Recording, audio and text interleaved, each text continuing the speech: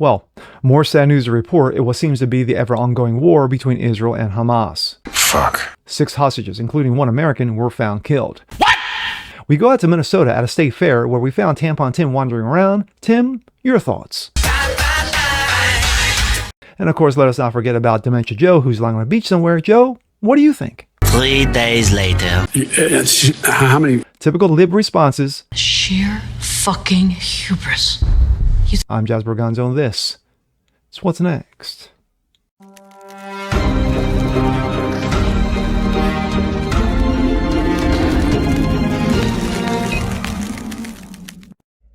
What's up, everyone? Jasper Gonzo, What's Next? Your daily dose, common sense, facts, and salt. Hope you guys are feeling good today. Of course, it is Monday. It is Labor Day.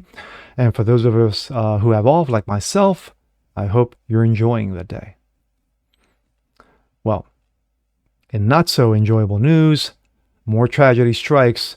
This time we go across the pond, across the world, to Israel, where the ever-ongoing, what seems to be the ever-ongoing non-stop war between Israel and Hamas continues. Sadly, since October 7th of last year, we have seen Israel take the serious offensive in trying to wipe Hamas off the face of the earth, and I've got no problem with that. But sadly, there are going to be casualties, and this is one of them. 6 hostages, including 1 American Israeli hostage, were killed by Hamas over the weekend, and of course, we get to hear 2 different perspectives. One from Tampon Tim, who just happened to me at a Minnesota State Fair, and he was asked his thoughts. And of course, Dementia Joe, who's lying on the beach somewhere, and probably won't remember the conversation ever took place.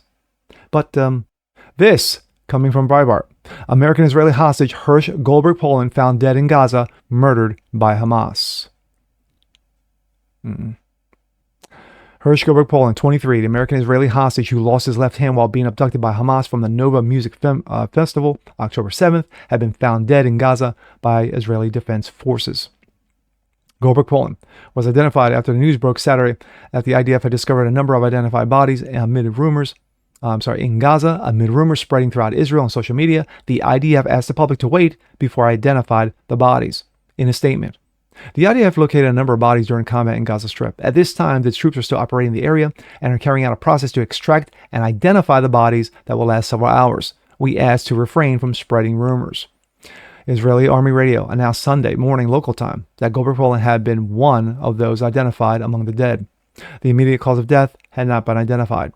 Army Radio also announced that the family of Israeli hostage Ori Danino, 25, who had been abducted for saving people at the music festival, also was identified as one of the dead. So too had Eden Yerushalmi, 24, an Israeli woman who has spoken with her family before being abducted from the festival. 6 bodies were found. The other 3 have not been identified at the time of publication of the article. We go from that to this. Also at a Breitbart, Tim Walz flees when asked a reaction to the murder of the 6 hostages. What? You're kidding me. I'm sure he had something to say, right?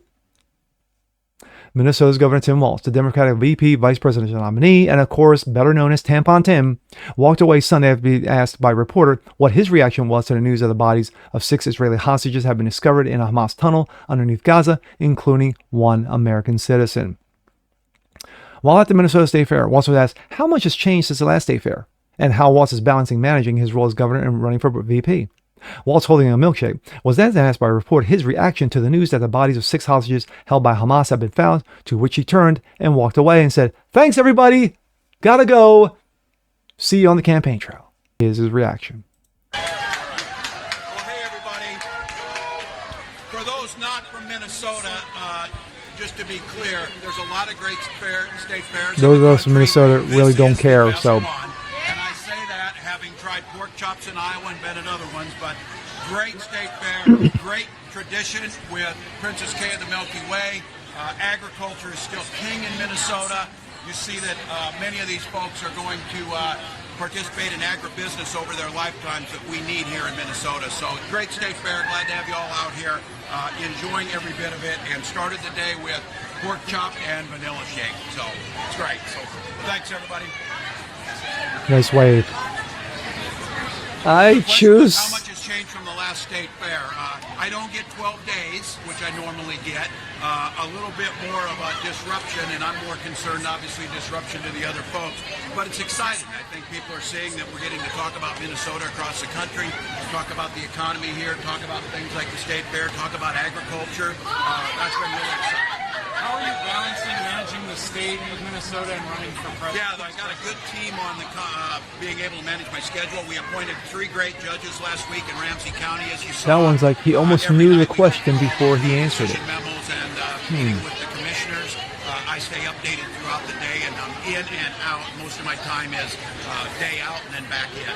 Governor, how you feeling? What's your reaction to the 6 hostages being found dead in Gaza? No, gotta go.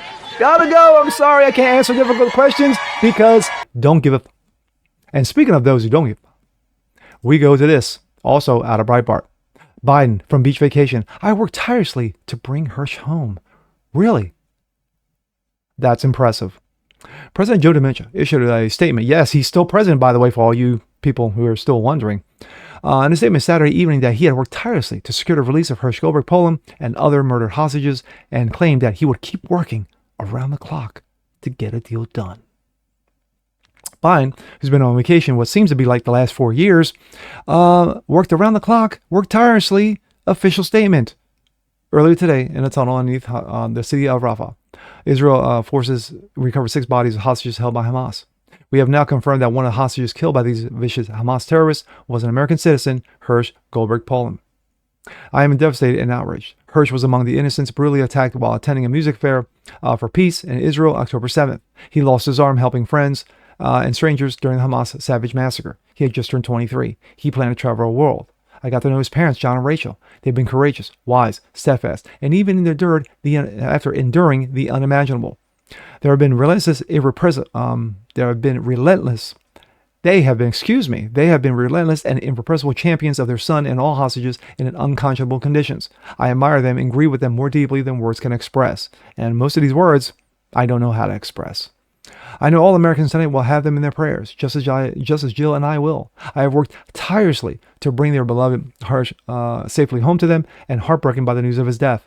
It is tragic as it is reprehensible. Make no mistake. Hamas leaders will pay for these crimes, and we will keep working around the clock for a deal to secure the release of the remaining hostages. On the last part with Dementia Joe, it was a nice sentiment. Didn't write it, but it was a nice sentiment nonetheless. But it's what you expect from a absent-minded professor who's been non-existent the last 4 years, except for ramblings and making fool out of himself. But sadly, real-time dementia, it's there. But with Tim Walz, it's different. Tim Walz, he's the new face. He's the fresh kid on the block, the old kid, but the fresh kid on the block nonetheless. But then again, when you have a guy who dodged deployments, who lied about arming himself during the war, who lied about his ranking, who put tampons in the boys' bathroom, would you expect anything less? I expected nothing less. At least he should have had the mindset to say, I don't know the entire situation that's going on right now. You're bringing this to me just as I'm hearing it right now. I don't really have an answer for you, but if this was the case, then our hearts go out to the friends and family, to all those hostages, including the American Israeli. That's it. I did that in less than 20 seconds. But this is Tampon Tim we're talking about, and it's all about what I'm gaining, what I can get, the power that I can get by being the VP. Which, of course, as we all know, is not going to happen because Kamala Clown, is not getting in the White House. But this is typical lip speak. This is what you get because they don't give up. Now, you must be saying to yourself, Jazz, how can you say they're not give up? This is tragic. You caught him at a bad time. He was at the music fair, he was at the music fair. Excuse me. He was at the state fair, and what kind of reaction do you expect? The reaction that any of us would get especially when death is involved and you don't know the whole situation. You make a simple comment. That's what you do. You don't blow everybody off and go, bye, I've got to go because I've got a campaign to run and I don't give a fuck. That is how it came off to me. And with that being said, I'm Jazz Berganzo. This is What's Next. Want to see more like this? Please leave a comment below. Like it, share, subscribe to it, hit that notification bell so you guys know it's a thing. Continue spreading the word about the show. Appreciate you guys watching as always, and we'll see you next time. Peace.